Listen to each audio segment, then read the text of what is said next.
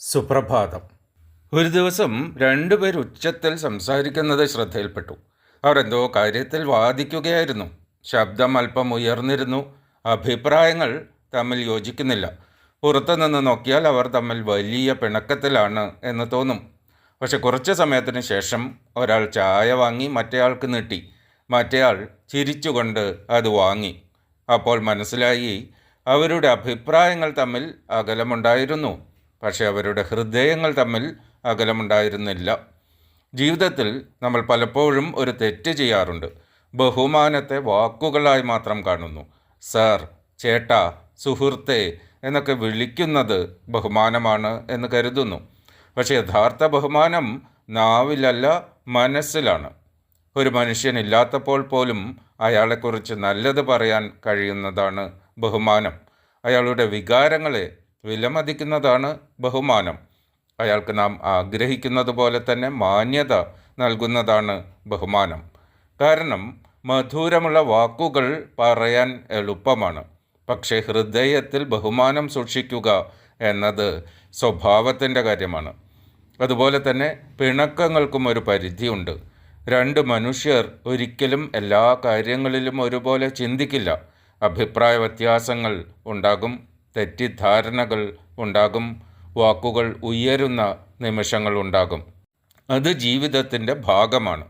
പക്ഷെ പ്രശ്നം ആരംഭിക്കുന്നത് പിണക്കം വാക്കുകളിൽ നിന്ന് ഹൃദയത്തിലേക്ക് കടക്കുമ്പോഴാണ്.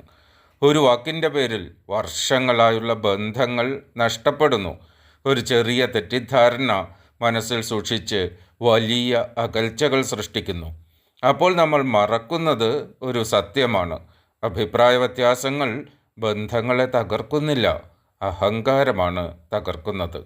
പിണക്കം ബന്ധങ്ങളെ ദുർബലമാക്കുന്നില്ല, ഹൃദയത്തിൽ സൂക്ഷിക്കുന്ന വിരോധമാണ് ദുർബലമാക്കുന്നത്. ജീവിതത്തിലെ ഏറ്റവും മനോഹരമായ ബന്ധങ്ങൾ എപ്രകാരമുള്ളതാണ്? അവിടെ ആളുകൾക്ക് പിണങ്ങാൻ സ്വാതന്ത്ര്യമുണ്ട്, പക്ഷെ വെറുക്കാൻ അനുവാദമില്ല. അവിടെ അഭിപ്രായങ്ങൾ വ്യത്യസ്തമായിരിക്കും, പക്ഷെ ഹൃദയങ്ങൾ അകന്നു പോകില്ല. അതുകൊണ്ട് ബഹുമാനം വെറും വാക്കുകളിലല്ല, ഹൃദയത്തിൽ ആയിരിക്കണം.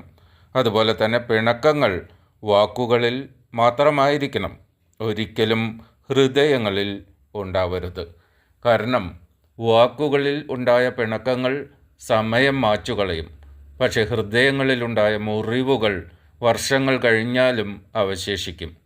ജീവിതം വളരെ ചെറുതാണ്. സ്നേഹിക്കുന്നവരെ നഷ്ടപ്പെടുത്താൻ അല്ല, അവരെ കൂടുതൽ മനസ്സിലാക്കാൻ വേണ്ടിയാണ് നമ്മൾ ജീവിക്കേണ്ടത്.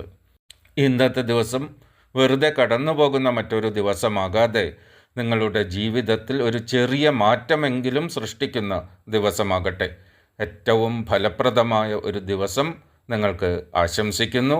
സുപ്രഭാതം. സന്തോഷത്തോടെ ഇരിക്കൂ, പ്രതീക്ഷയോടെ മുന്നോട്ട് പോകൂ. നാളെ വീണ്ടും ഒരു പുതിയ ചിന്തയുമായി മോർണിംഗ് മന്ത്രയിൽ കാണാം. നന്ദി.